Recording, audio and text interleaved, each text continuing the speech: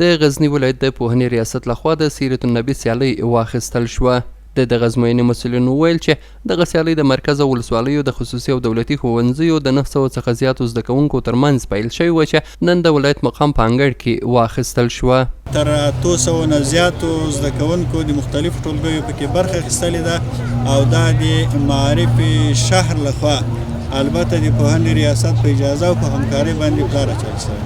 هدف ما است که شاگردان در مجموع با سیرت و فضائل اخلاقی و افکار و اندیشه های پیامبر معظم اسلام د امتحان آشنا شوند. دغه سیالۍ ګډونوال هم دغه سیالیو له جوړېدو څخه هرکلی کوي او غواړي چې ورته نورې ازموینې هم په لاره واچول شي.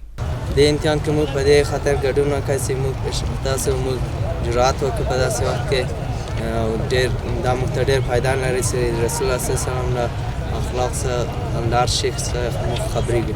دا امتحان موږ ته ګټه رسوي. ګټې دا دی چې مثلا زموږ د یو څه جرأت هم زیاتېږي، موږ جرأت کوو، معلومات زیاتېږي او بل دا چې دا ډېر یو دیني او نیک امتحان ده.